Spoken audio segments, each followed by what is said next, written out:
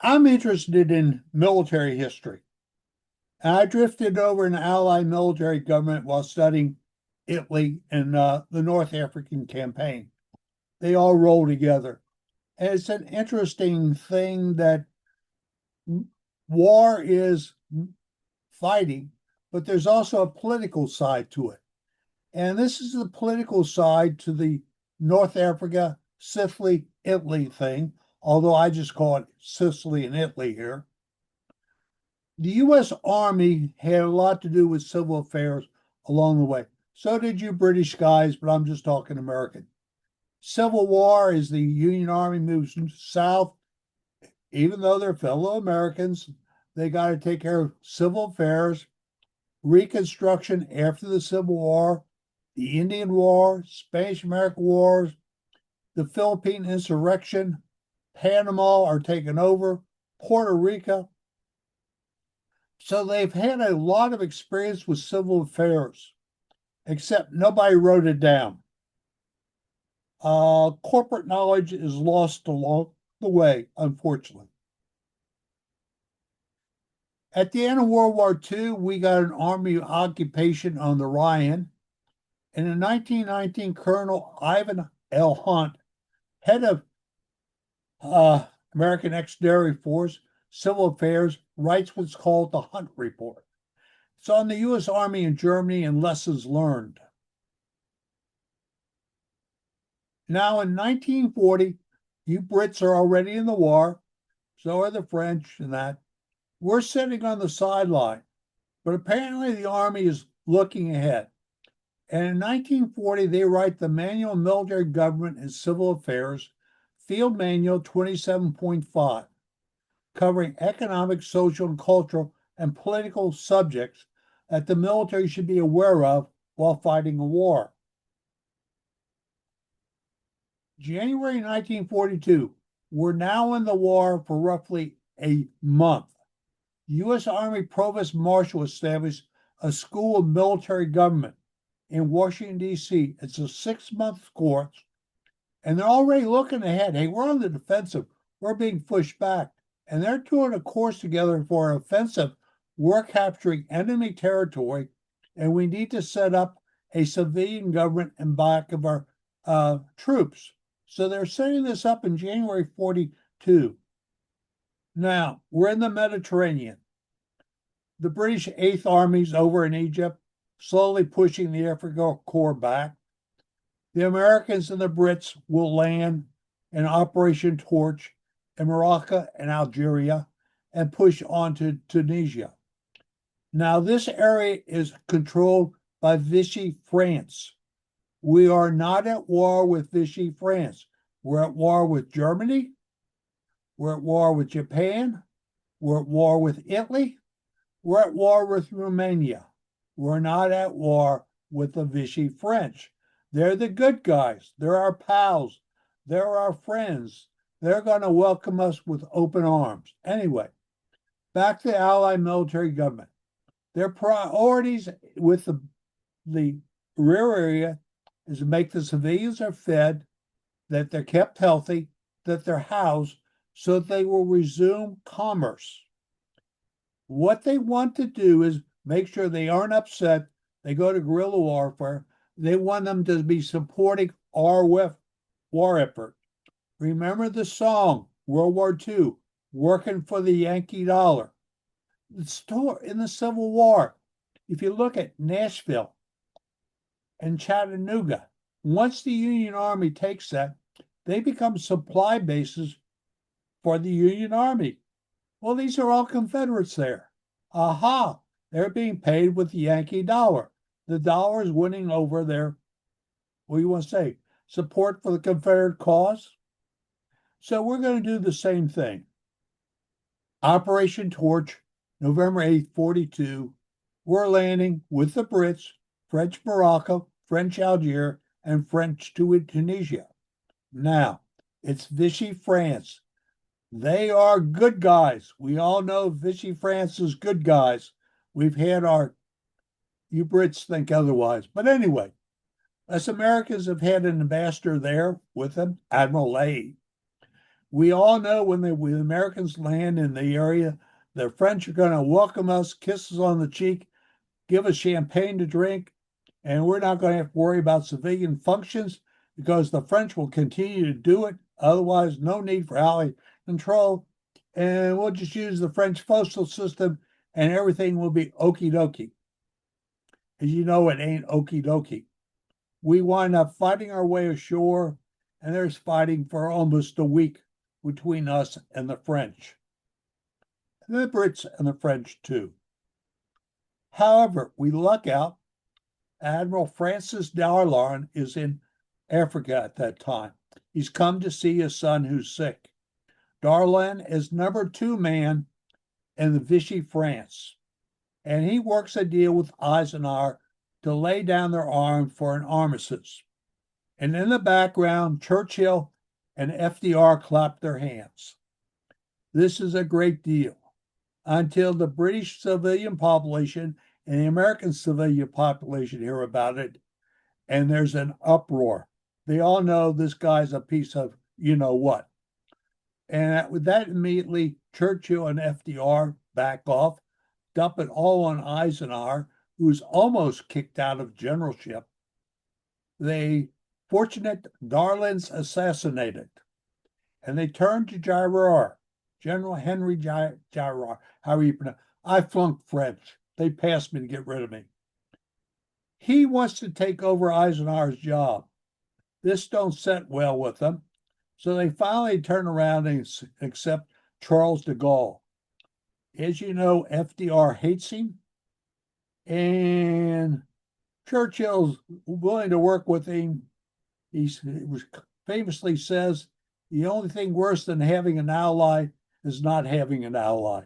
Speaking of de Gaulle. Anyway, so we're now going to invade Italy, Sicily and Italy, which are definitely foreign countries held by an enemy. We're going to have to deal with enemy civilians. We can't say like back here in North Africa, the French are going to do. And all of a sudden, in the U.S. government and in the British government, we get a fight, at least in the American, between the state and the army.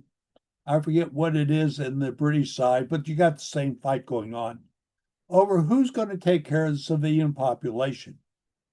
And the State Department eventually backs off, realizing this is a bigger problem than they could ever want. It's going to be all doo-doo, and we'll just let the military, the army, get involved in it. So they're going to let the army take care of managing the civilian population behind the enemy lines. Now, the Treaty of Universal Postal Union governing international mail is signed in 1924. It allocations postal revenue between countries. So if you're mailing a letter in the United States to Switzerland, the United States postage, British ship to France, moves across France, and then is delivered in Switzerland, there's the allocation of money among these countries for that stamp that you use.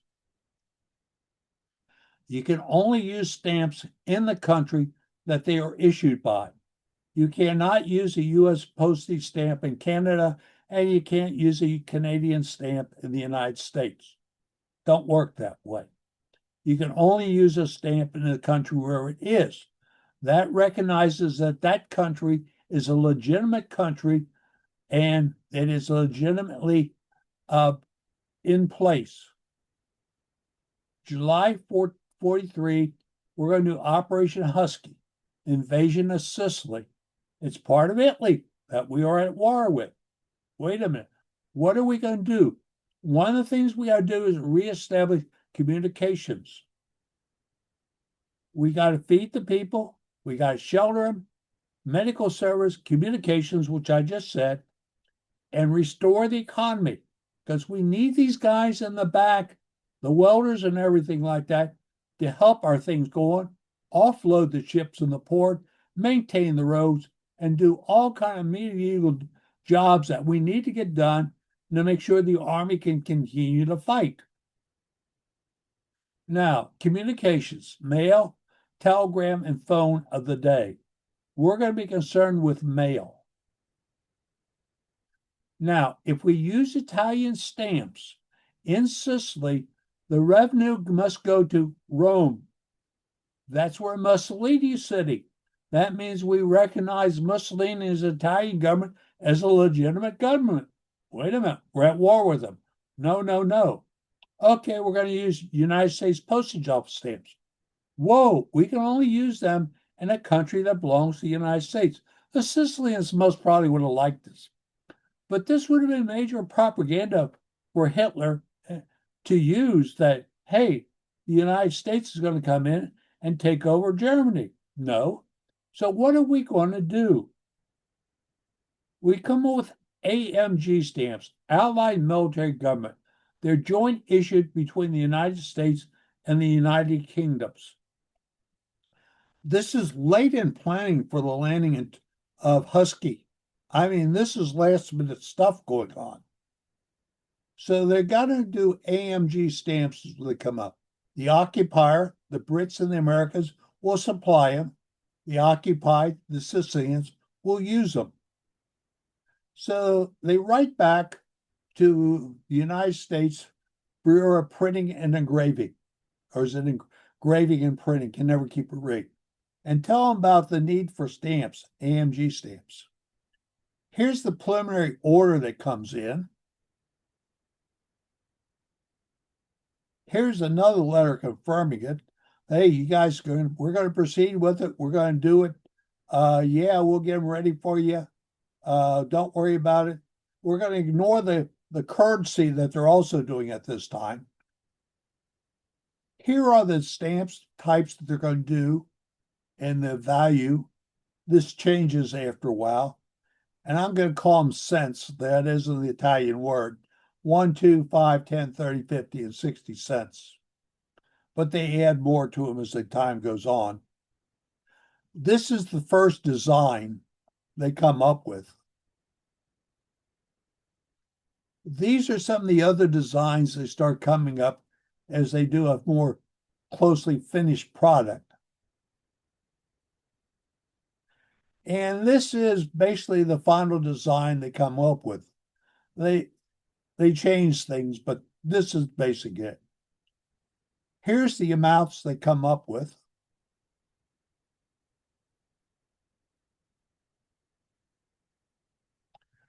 Here's what they're going to print on them. You guys are deep dive stamp collectors. You know you're really interested in how the lettering difference from stamp to stamp and so forth and so on. And so anyway, that's the AMG collectors go crazy over this. Here is the 6 is the artist sketch, 7 is 8 on, and 9 is basically what they wind up with.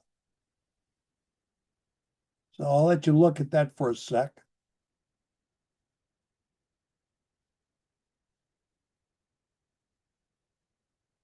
Okay, here's the specimen they come out with. They ship this over to North Africa, who say, yeah, it's good. So somehow this got saved along the way. It's in the U.S. Post Office Museum up in D.C. At least this strip is. I don't know if any other ones got saved, but at least they have one of these. So we are landing in Sicily, and the Allied military government takes control of the Sicily post offices in August 24, 43, and begin to issue AMG stamps. Okay, this is very important. You got to remember what I'm showing you here. Notice the quality that were printed by the Bureau of Engraving and Printing. Notice how they're all nice round numbers. And notice over there, the number that were used, they're all nice round numbers. Remember that, nice round numbers. 15,300,000 printed and 8,320,000 were used. Remember this. Here's another one of the AMG for Sicily. By the way, the AMG stamps were used Sicily, Italy, France, Germany, Austria, Okinawa, Korea. They were used other places around the world. Once again, look at these round numbers on the end. Remember the round numbers. Here are the stamps that they come with, the final ones for the Sicily invasion. 1 lira being $1, 2 lira, 1 lira, $1, 2 lira, $2. At least I'm putting it in American. Here's a close-up of one of the stamps. Another one. And one more. Here is one used in mail. A lot of these, stamp collecting's big in these days. So what you wind up with seeing is a lot of Army guys taking these. They're sticking them on a regular U.S. mail. Notice there's the 6 cents airmail stamp up it. They don't need to put the Italians on, but they're putting it on and sending it home. And I bet you there's a note inside telling the wife or whoever they send it to, hey, save this, or hey, this is neat. You can add this to your collection. And you notice down the lower left, it's passed by the censor. Here's another one, mailed to the President of the United States. This came out of the FDR's collection after it was sold. No, I don't own any of these. Another one, and I assume once again this was done by a stamp collector. Since he's put all of them on, he's got them nicely canceled. Another one stateside. Once again, I assume a stamp collector. And he's mailed it to his wife.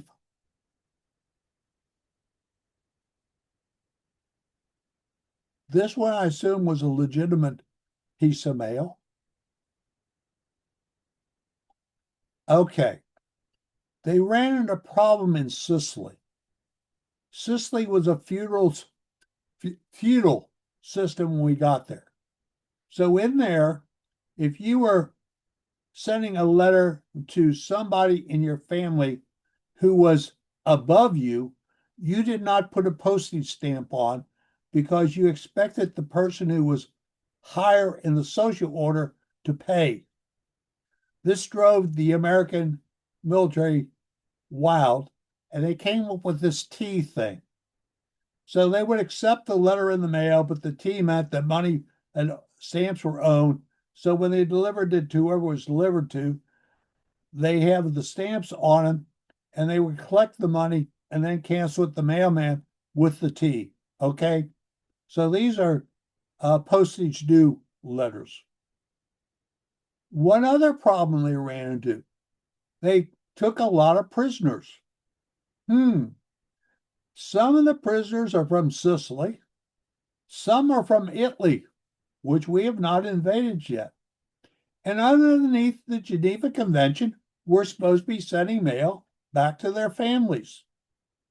So this is a prisoner of war mail sent from Sicily over to Italy, I don't know, to his wife or somebody, saying, hey, I'm captured, I'm in the jail, prison POW camp down there, everything's okie dokie, they're feeding me good, they're taking good care of me, and hopefully they'll be there soon to liberate you, or something like that.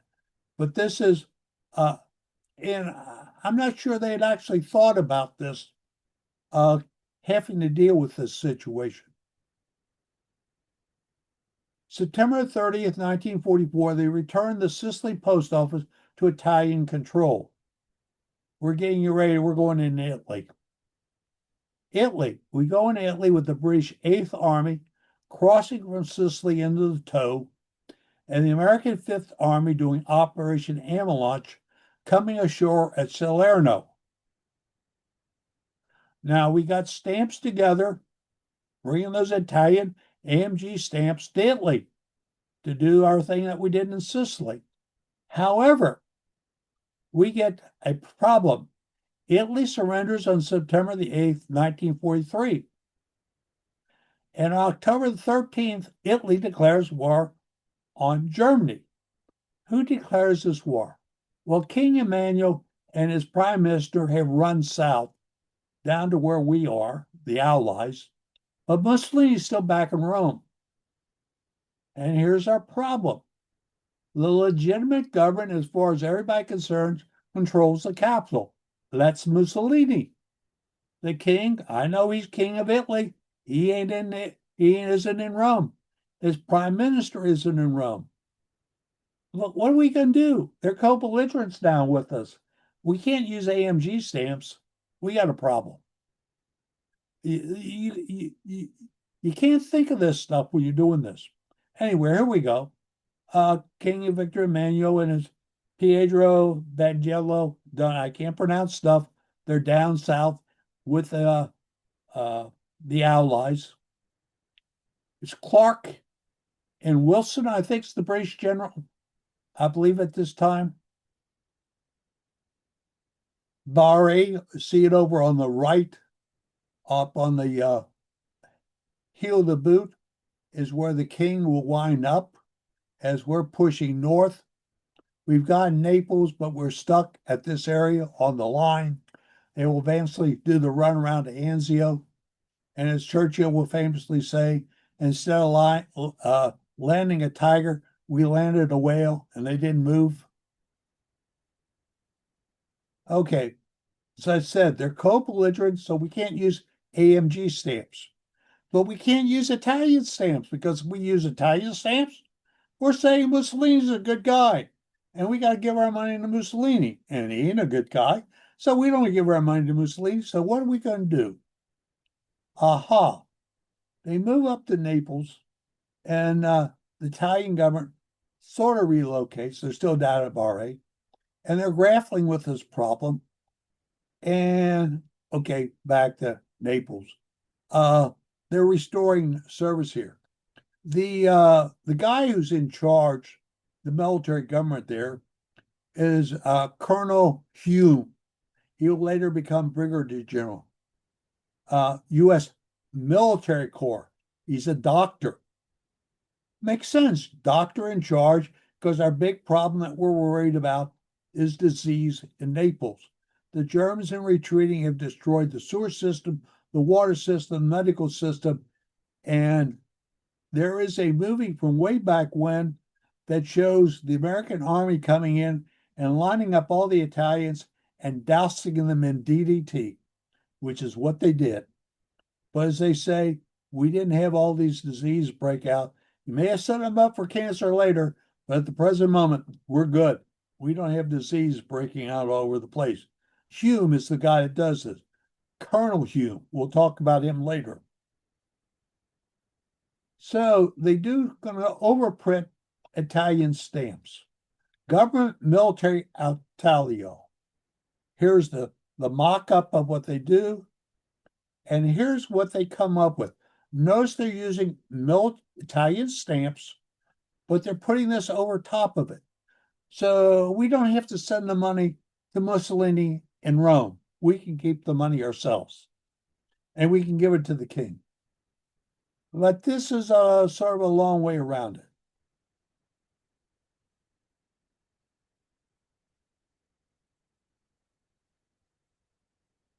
And some more of them.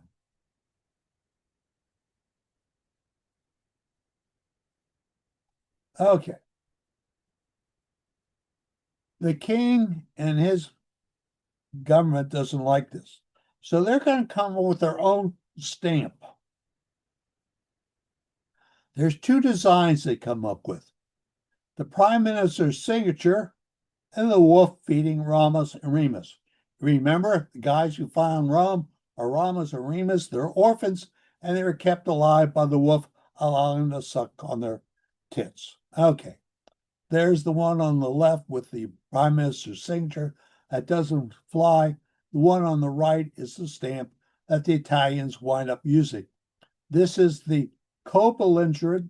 They are not the government of Italy, because the government of Italy is in Rome, run by Mussolini. These are rebels down here.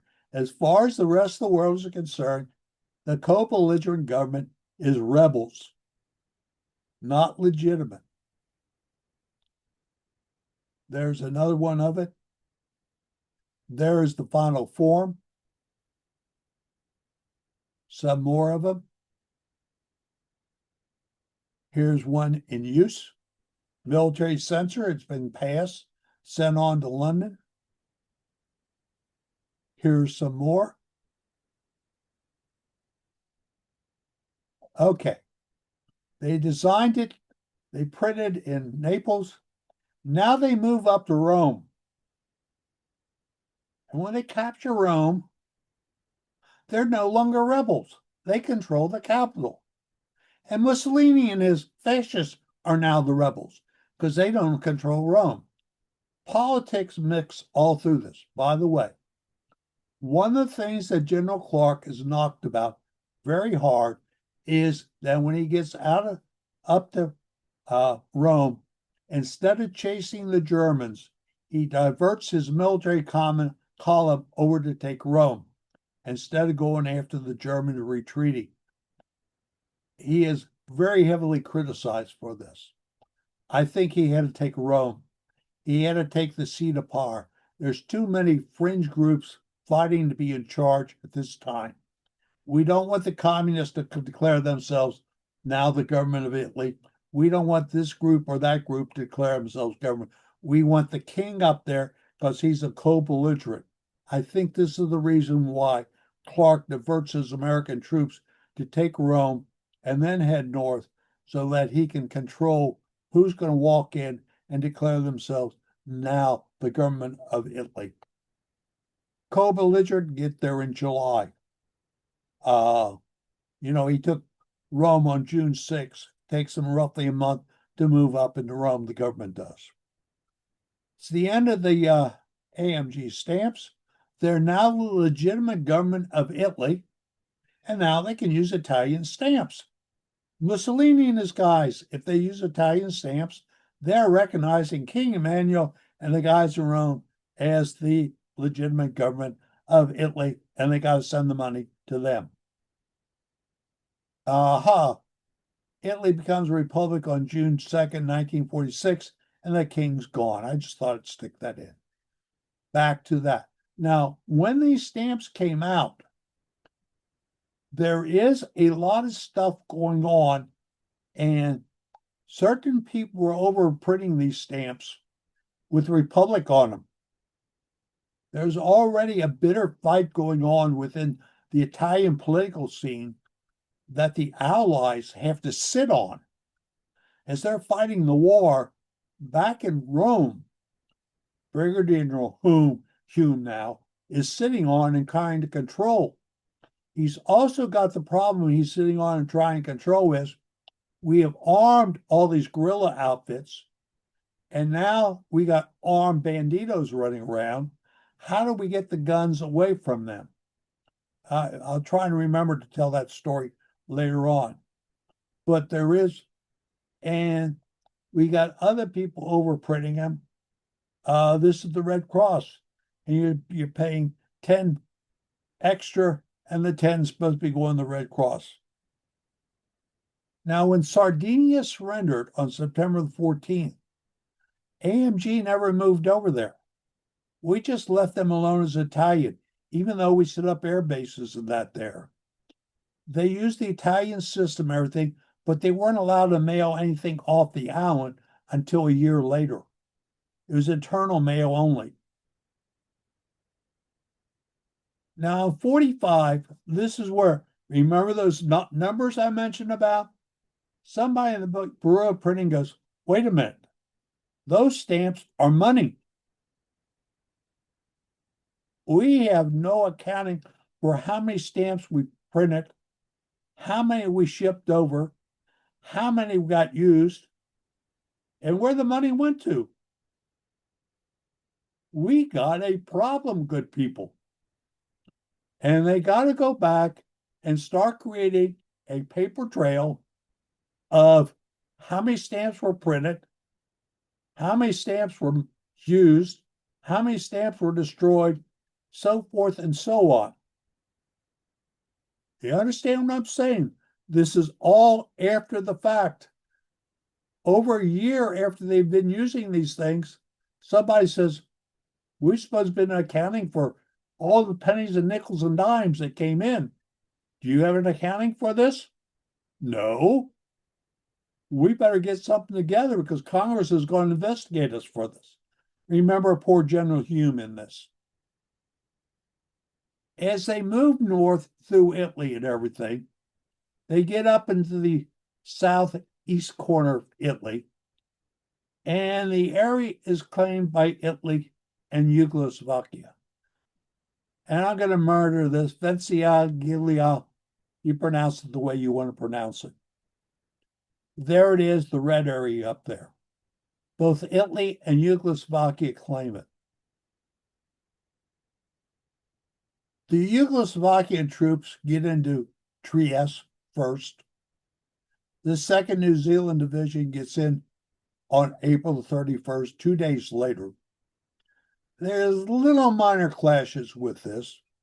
By the way, there's the New Zealand Division during World War I was the 1st Division, so they just called the division they raised during World War II the 2nd Division.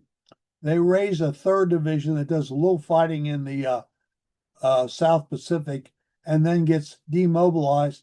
Its men sent back to Italy to rebuild the 2nd New Zealand. So the 2nd New Zealand comes in, and we got co-belligerents, notice co-belligerents, fighting over the area. Here is the area, Yugoslavia, that I got the Morgan line already in here, but you can see Trieste and that. Trieste is very important to the Americans and the British. It's got a rail line from Trieste directly north into Germany. This is why the Brits and the Americans want to maintain Trieste. They don't want Yugoslovakians to have it. They want this rail line going north.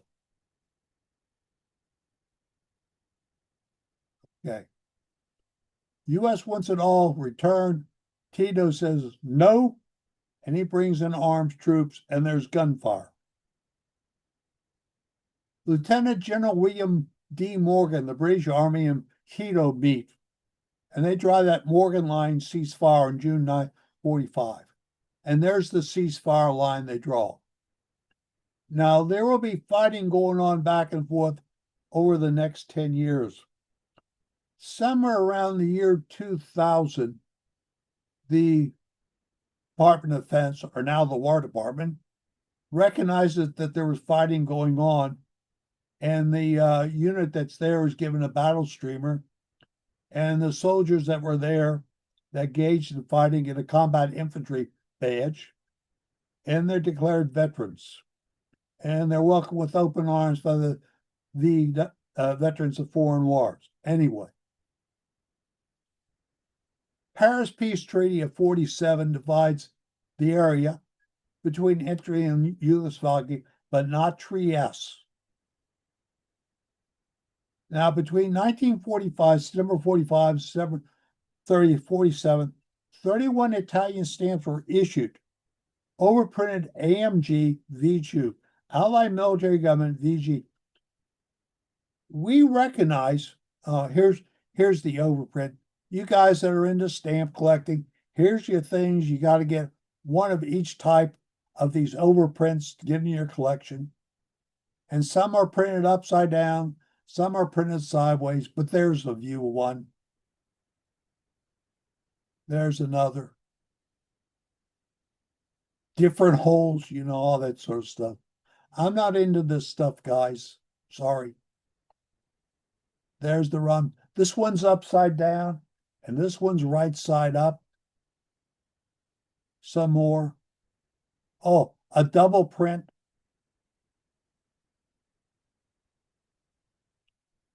On the letters.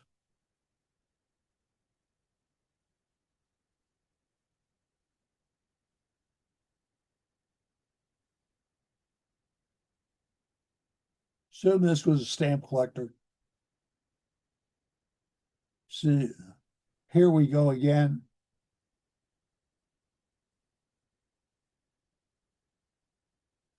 Robert Johnson wrote the book, the P-47 Thunderbolt. He was the first guy supposedly to shoot down 27 planes, outpacing, was it Rickenbacker? Yeah, Rickenbacker, who shot down 26 planes during World War One.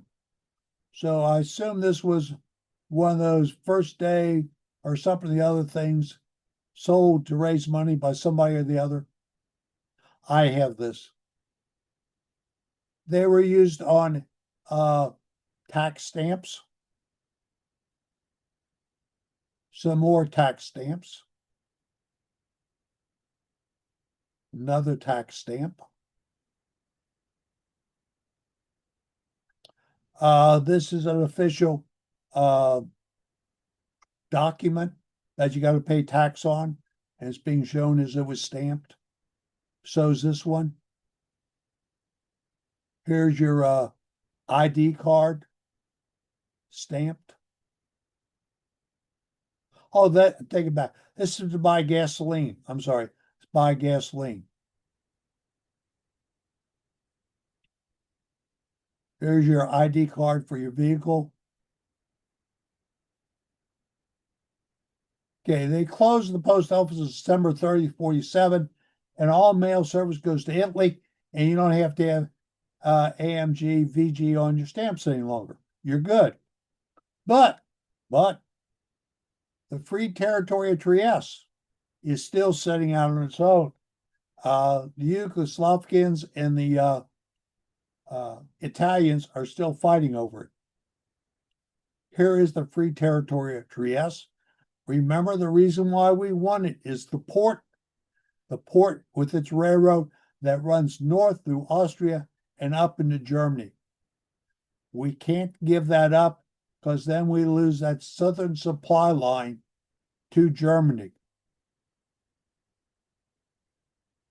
It's established in 47 by the Security Council of the United Nations. 275 square miles around the port of Trieste, divided into zones A and B. Brit and American in A, Yugoslovakians in B. 10,000 soldiers are allowed in each zone. 5,000 British, 5,000 US, 10,000 Yugoslovakians. Zone A, we use Italian stamps, overprinted AMG FTT. Zone B, we just use Yugoslovakian stamps. There it is, Zone A, Zone B. Notice the port of Trieste is in Zone A. You got to understand, this whole fighting is about Trieste, if you want to call it fighting. Political maneuvering. We want Trieste. That's the jewel crown that we need because the port and the railroad going north. AMG Italian stamp is overprinted. More overprinted Italian stamps.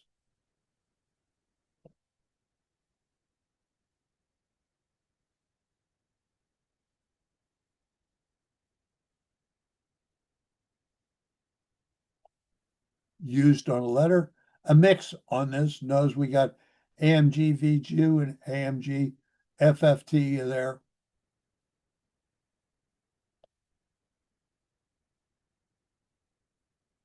And again, a mixed use. Both of these are Free Territory of Trieste. Free Territory of Trieste.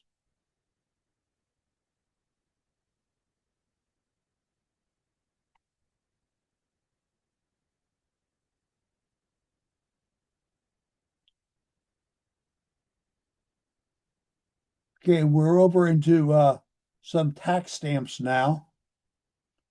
Here is a tax document. Remember during the Civil War and that, the various documents had to have a tax stamp on them. Same thing here, we got to have a tax stamp on it. October 54, London Memorandum divides the Free Territory of Trieste, and the Free Territory disappears. The Italians get A, the Yugoslavians get B. Here's been the commanders there. Notice the New Zealanders and the Brits use major generals. I trust our gentleman from the United Kingdom doesn't mind me calling him a Brit. I could call him a limey, but we'll just call him a Brit. And the Americans have used colonels.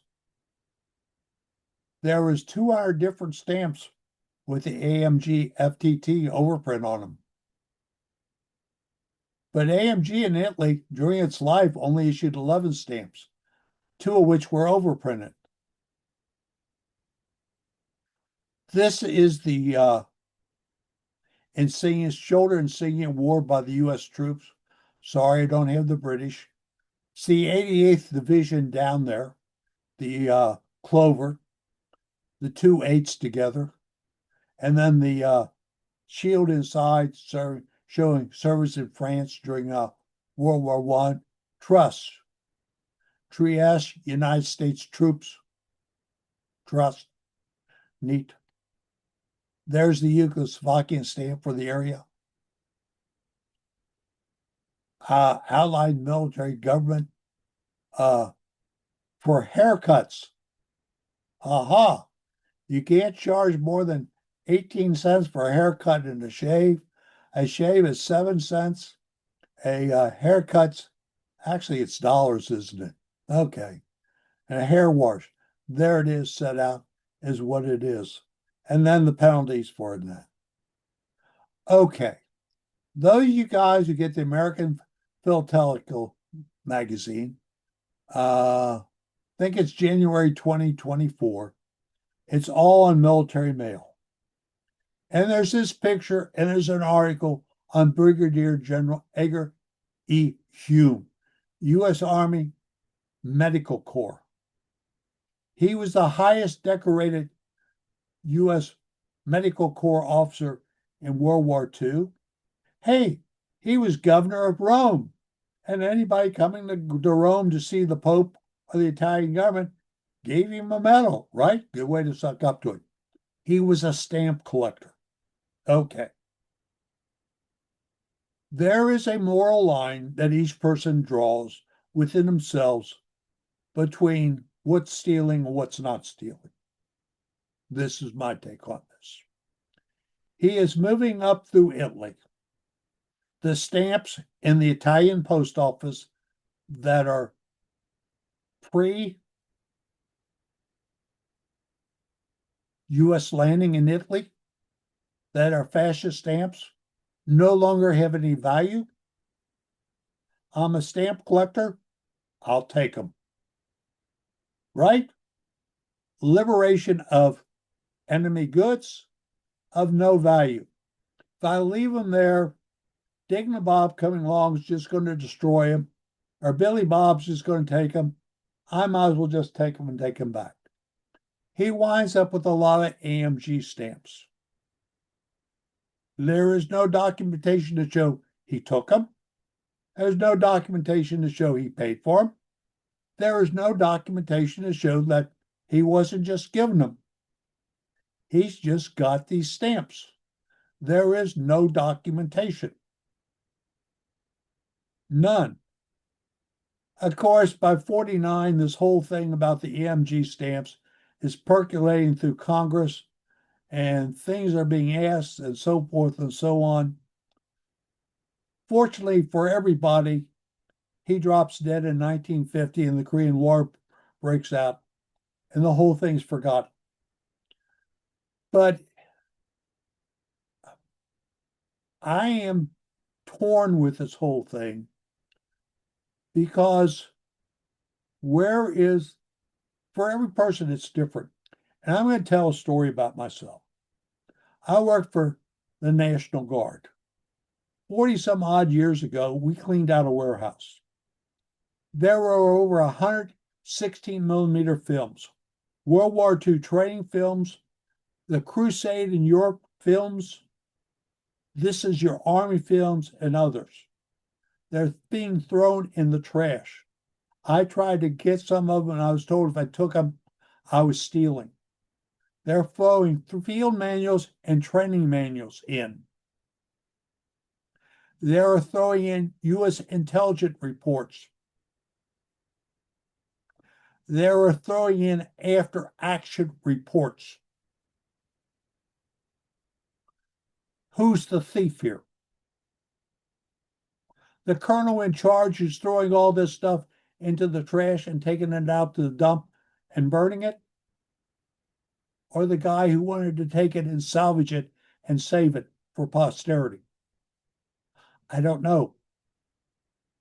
I'm sorry I got on the sideline about the AMG stamp, but I find this whole thing fascinating because all we ever think about is the guy in the front line firing his rifle, or the cannoneer firing, or the tanker. But there's this whole thing going on back. War is more than just fighting. War is politics by different means. And politics don't end when the fighting starts. It continues. And the whole AMG story is a continuation of this politics in the background. And the story of it in France, Belgium, Germany, Austria is fascinating. Oh, I won't go into that whole story. I just find the whole thing fascinating, and I will be quiet. This is the end. That's all, folks. Be careful when you're out around the railroad tracks. Look and listen for a train so you don't become a statistic. Thank you for putting up with me. So we can close me down and people can ask me questions or throw tomatoes. No, I just want to say that was a real education. I really enjoyed listening to that. That was a lot.